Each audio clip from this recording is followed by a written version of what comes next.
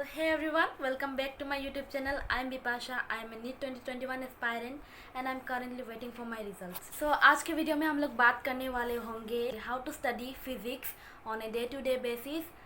तो अगर तुमको देखना है कि बायोलॉजी कैसे पढ़ना है तो मैंने डिस्क्रिप्शन में लिंक दे रखा है, तुम जाकर चेक कर लेना. ओके तो आई नो कि तुम लोगों को फिज़िक्स से बहुत डर लगता होगा, मुझे भी लगता था. तो how to overcome this fear of physics अगर तुमको जानना है तो प्लीज़ इस वीडियो को एंड तक देखना.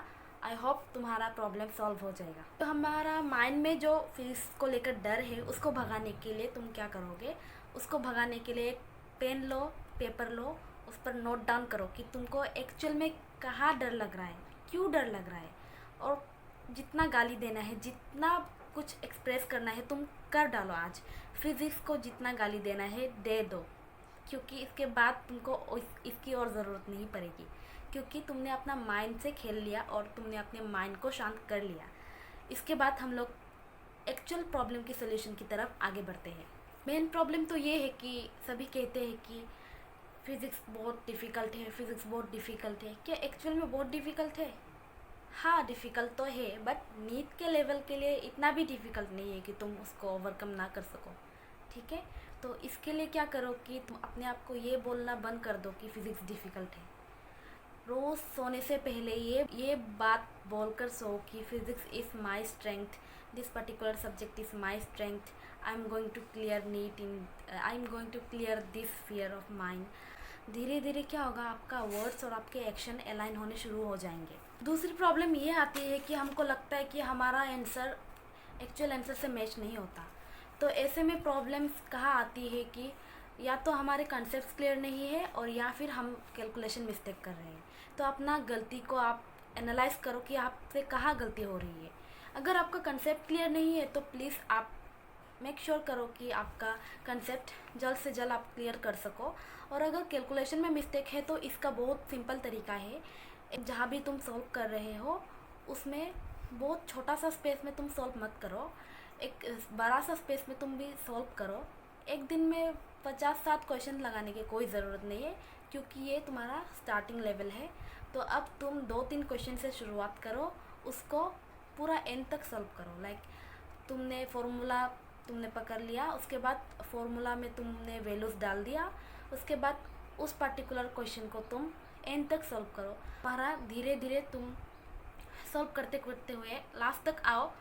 क्लियर हैंडराइटिंग में लिखना ताकि तुमको समझ में आए कि तुमने क्या लिखा है. और बेसिक कैलकुलेशंस तो तुमको आने ही चाहिए. इसके लिए तुमको basic calculation, addition, subtraction, multiplication, division तो आने ही चाहिए. आई होप तुमको आता होगा. तो तुम एक बड़ा सा स्पेस में सॉल्व करो उस चीज़ को, और सॉल्व करने के बाद छोड़ो. ऐसे ही फॉर्मूला में वैल्यू डालकर मत छोड़ दो, क्योंकि लास्ट में जाकर के तुमको ही सॉल्व करना है.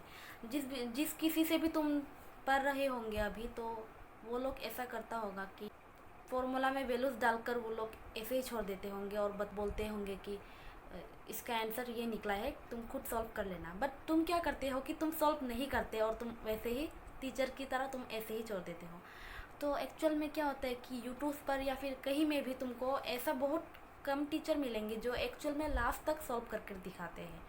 तो इसमें कोई प्रॉब्लम नहीं है, क्योंकि तुमको एक्चुअल में सॉल्व करना चाहिए वो चीज़. इसमें टीचर्स की कोई गलती नहीं. और ये भी बहुत इंपॉर्टेंट बात है कि फिज़िक्स में बहुत ज़्यादा लेंथी कोई कैलकुलेशन नहीं आता है. अपने से भी 1-2 ही आता है. इतना उसमें डरने की कोई बात नहीं है. तो तुमने कंसेप्ट क्लियर कर लिए, उसके बाद तुमको क्वेश्चन सॉल्व करना है. Start with the easy ones first. तुमको अगर लगता है कि मैंने अगर डिफ़िकल्ट क्वेश्चन कर लिया तो मुझे शायद अच्छा मार्क्स मिल जाए, ऐसा नहीं होता है. क्या पता अगर बहुत इजी क्वेश्चन पूछ लिया जाए और तुमको इजी वाला भी नहीं आता हो. तो इसीलिए इजी वाले को पहले सॉल्व करो. तुमको इजी वाला सॉल्व कैसे करना है, तुमको सॉल्व एग्जांपल्स मिल जाएंगे एनसीईआरटी पर, या फिर कई और भी तुमको मिल जाएगा. तो तुमको पहले सॉल्व एग्जांपल्स से शुरुआत करनी चाहिए. पहले उसको बिना देखे सॉल्व करो, उसके बाद चेक करो कि कहाँ गलती हो रही है. तो फिर अगर तुमको गलती नज़र आ जाता है तो अच्छा बात है, अगर नहीं आता है तो फिर वापस से उस सॉल्व एग्जांपल को देखो, उसको एनालाइज करो. जहाँ गलती होती है दोबारा उसको सॉल्व करने की कोशिश करो, और कोशिश करो कि वो दोबारा गलती ना हो. ठीक है, जहाँ तक मेरा एक्सपीरियंस रहा मैंने तो आज तक फिज़िक्स में 75 ऑफ द क्वेश्चंस को मैंने देखा कि फॉर्मूला बेस्ड ही होते हैं। उसके बाद 20% ऑफ द क्वेश्चन तो थोड़ा लॉजिकल या फिर थोड़ा सा ट्रिकी क्वेश्चन हो सकता है, और 5% ऑफ द क्वेश्चंस तो थियोरेटिकल ही होता है।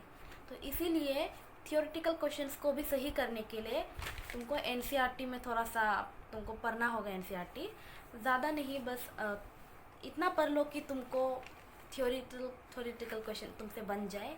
और अभी पढ़ोगे तो तुमको समझ में नहीं आएगा, क्योंकि तुमने अभी जस्ट स्टार्ट किया है, तो अभी तुमको समझ में नहीं आएगा एनसीईआरटी। तुम ऐसा कर सकते हो कि लास्ट के जो 3 महीना या फिर 2 महीना जब बचा रहेगा, तब तुम एनसीईआरटी पढ़ोगे तो तुमको सारा कुछ समझ में आ जाएगा, जैसे कि मुझे समझ में आ गया था लास्ट के समय में। तब पढ़ोगे तो तब एग्ज़ाम्स भी नज़दीक होंगे तो तुमको ज़्यादा याद रहेगा। अभी पढ़ोगे तो फिर भूल जाओगे। अभी फोकस करो बायो और केमिस्ट्री, इनऑर्गेनिक, ये सब की एनसीईआरटी पर ज़्यादा फोकस करो। बाद में फिजिक्स की एनसीईआरटी पर भी फोकस कर लेना। तो हम लोगों ने बात किया कैलकुलेशन प्रॉब्लम के बारे में, फिर हम लोगों ने बात किया थियोरेटिकल के बारे में, थियोरेटिकल क्वेश्चंस के बारे में। देन अभी बात करते हैं कि और क्या कर सकते हैं हम लोग कि हम लोगों का जो डर है वो ख़त्म हो जाए।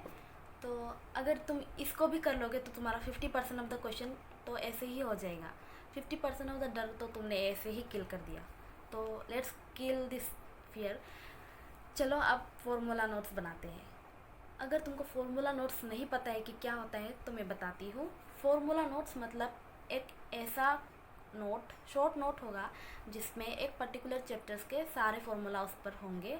तुमको खुद बनाने हैं, वो तुम्हें कोई आकर नहीं देगा। बहुत सारे अवेलेबल्स है आजकल, टेलीग्राम पर, यूट्यूब पर बहुत कुछ अवेलेबल है, बट तुमको वो नहीं लेना है। तुमको अपना खुद का फॉर्मूला नोट्स बनाना है, जैसे कि मैंने बनाया था लाइक दिस। अब तो ये उल्टा नज़र आ रहा होगा।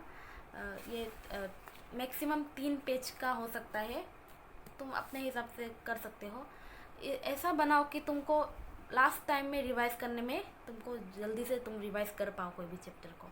तो क्योंकि लास्ट में ऐसा होता है कि हम लोगों को सिर्फ फॉर्मूला रिवाइज़ करना होता है, इसलिए मैंने जल्दी से जल्दी फटाफट से मैंने कंसाइज्ड फॉर्म में मैंने फार्मूला को, सारे एक चैप्टर्स के फार्मूला को 3-4 पेज में मैंने कंसाइज्ड फॉर्म में लिख लिया था।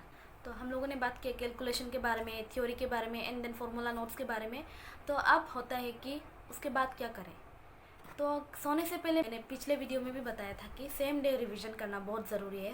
सोने से पहले तुमको बस एक झलक देख लेना है, ताकि तुमको जो पढ़ाया गया था तुम्हारे दिमाग में रहे कि आज मुझे इतना कुछ पढ़ाया गया। Okay, formula notes same day में मत बनाओ, क्योंकि सेम डे में तो कोई भी चैप्टर ख़त्म नहीं होता है। जैसे ही चैप्टर ख़त्म हो जाए उसको रिवाइज़ करने के बाद तुम फॉर्मूला नोट्स बनाओ। और लेक्चर ख़त्म होने के डायरेक्टली बात क्या करोगे कि तुमको जो नोट्स है तुम रिव्यू कर लोगे फटाफट से। उसके बाद फॉर्मूला को फटाफट याद करो मतलब कि लिख कर याद करो, उसको बिना देखे याद करो, रट लो बस 10 बार 20 बार जितना बार भी लगे तुमको लिखना पड़े तो लिख लो, क्योंकि उसी दिन याद कर लो।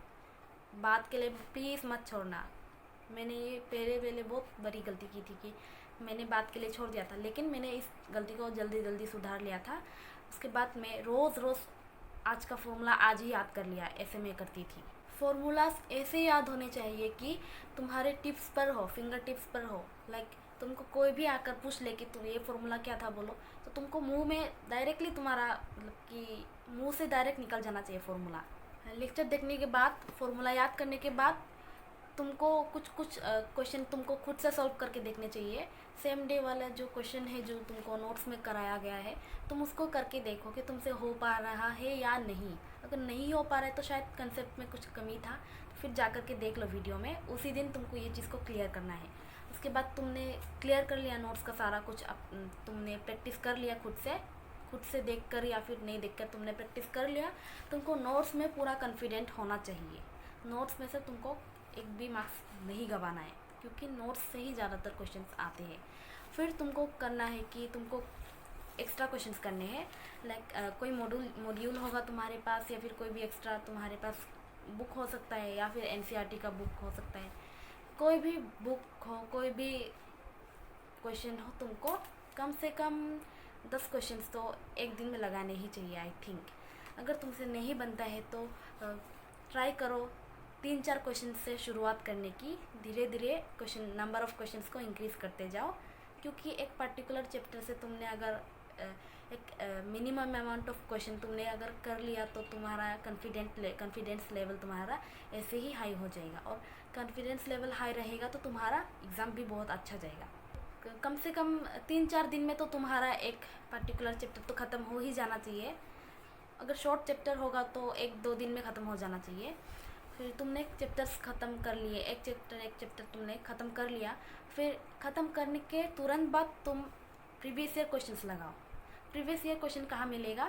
तुम्हारे पास कोई भी बुक हो सकता है। अगर तुमने कोई भी परचेस नहीं किया है तो कोई ज़रूरत नहीं है परचेस करने की।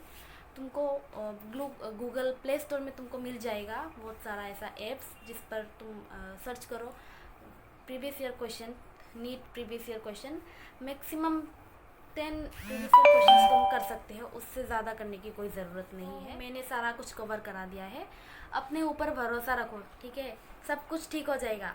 मेरे को भी बहुत डर लगता था पहले, तो ऐसा नहीं है कि हमको डर नहीं लगता, सबको डर लगता है। अगर तुम अपने आप को एवरेज मानते हो तो एवरेज से थोड़ा और अच्छा स्कोर करने के लिए ये डेफिनेटली एक अच्छा टिप्स रहेगा। ये सब तुमको जो भी प्रॉब्लम है तुम कमेंट में लिख सकते हो, मैं उसका सोल्यूशन तुमको जल्द से जल्द दूंगी। बहुत सारे बच्चों का ये प्रॉब्लम होता है कि उनको मैथमेटिक्स में भी प्रॉब्लम होता है, जिसके कारण फिज़िक्स में भी उनका स्कोर इतना अच्छा नहीं रहता है। फिज़िक्स में भी उनका कॉन्फिडेंस लो रहता है। तो इसके लिए मैं ये कहना चाहूँगी कि मैथमेटिक्स का पूरा कुछ पढ़ने का कोई ज़रूरत नहीं है।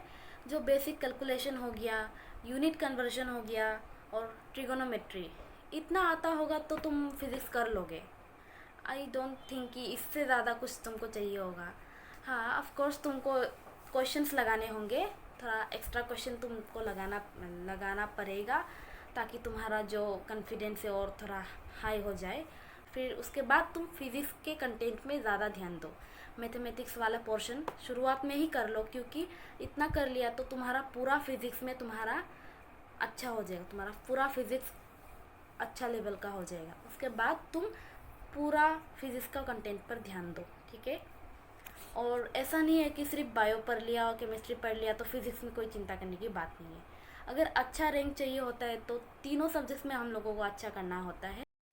अगर तुमको लगता है कि तुम्हारे पास टीचर नहीं है, किससे पढ़ा जाए, हाँ अच्छे टीचर्स नहीं मिलते, तो ये बस तुम्हारा एक गलत फहमी है तुम्हारे अंदर की।